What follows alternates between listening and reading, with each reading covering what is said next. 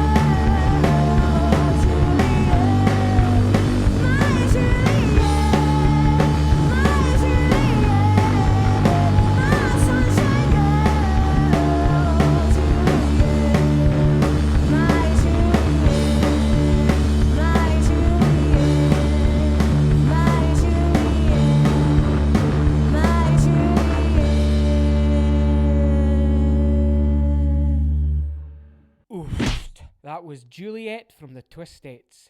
Dirty bass, driving rhythm, riot girl, punk, DIYism. And next, we bring you the ethereal, spine-tingling sound of The Marriage. 1, 2, 3, 4.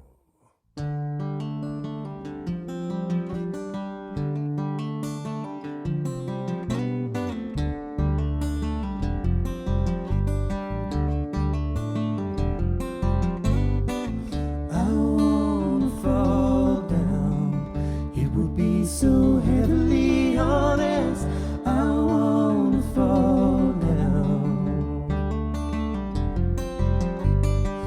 I want to toe the line just to be a little part of it. I want to toe the line. Know when to reach out, know when to be a part of. Every time you reach out, all you ever need to find is home. Home.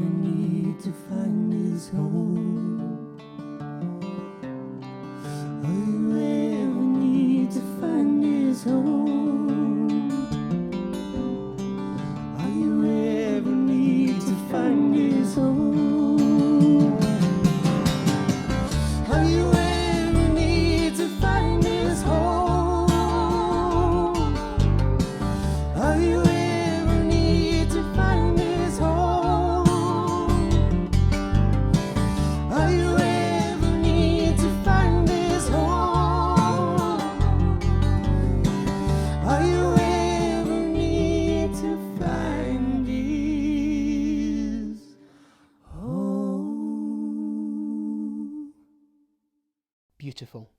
We'll have the rest of that haunting session from the marriage next episode. And remember to subscribe here to catch up with other previous shows. Now, let's take a wee trip to Jonny Hannah's Dark Town. So my exhibition is called Dark Town Songs and Stories, and the idea is that within my concept of Dark Town, which is quite straightforward, it's a case of I put together all my favourite bits of pop culture and mush it all together and end up with Dark Town. So yeah, so Dark Town became this kind of imaginary place. It seemed to have this kind of frisson of kind of danger, which I quite liked. Much of Dark Town began in Dunfermline, I think. The Dunfermline music scene growing up in the 70s and 80s was exciting. So I was kind of slightly too young for the Skids, but I caught up with them a bit later. I was more around about the time I was like Big Country. But there's something about that period of music, there's a certain rebellion, I think, in that whole kind of punk rock thing that has never gone away. So I think there's that whole thing of pop culture being as counterculture and being slightly rebellious and slightly just often an alternative. I think as an artist you never quite grow up. You retain a kind of immaturity, which I really enjoy. And it's things like, you know, when you're younger you get told not to make a mess, and I kind of make a mess every day, and sometimes I don't even tidy up very well. So for me it's making a mess is important, splashing paint around and using brushes and ink and paints as a medium. You just don't know what's going to happen, and that's exciting. There's something about the texture, you get ink on your fingers, you get paints in your clothes. So for me the process is all about using a medium that has a I suppose a texture to it. Every time I approach a painting or something I've got to draw, I don't know quite what's going to happen. I think it's, for me, thinking is drawing. For me, I start with a blank canvas, which is never actually a piece of canvas, maybe a piece of wood or a bit of paper, and I just start drawing, and then I hope that the thought process will kick in and I'll be able to add things, improvise. Another hero is Charlie Parker, the great jazz saxophonist. Now Charlie Parker never played the same notes twice, but I like the idea that when you paint and draw, you don't do the same thing twice. You do kind of improvise, you make things up as you go along, and you take a chance and see what happens. It's an endless circle of being inspired, I think, from the world around you, to the people you meet, to the music you listen to, and illustrations give me that chance to do that, and I'm really, very grateful for that. So there's a great story that I know for a fact is true of Sir Peter Blake was teaching a young Ian Dury a long time ago at Walthamstow Art School, and I think Ian Dury, again one of my heroes, was trying to kind of be arty, thinking what should he paint, and Peter Blake said to him, what do you like? And Ian Dury said, I like Jean Vincent. And he said, well, just paint Jean Vincent. What are you getting in the tiz about? Just paint what you enjoy. And that's what I do. I listen to music, read poetry, watch films. I then kind of nick bits, kind of chop it up into wee fragments and stick it all back together and paint it, and print it, draw it, you name it, and it's endless fun. The Dark Town Songs and Stories exhibition runs until the 29th of April at the Fire Station Creative, Dunfermline. Cool as f***. Sadly, you've come to the end of the episode. Thanks for watching, and we'll see you next time. Now to play us out with their unique take on a 90s classic, the Twistettes.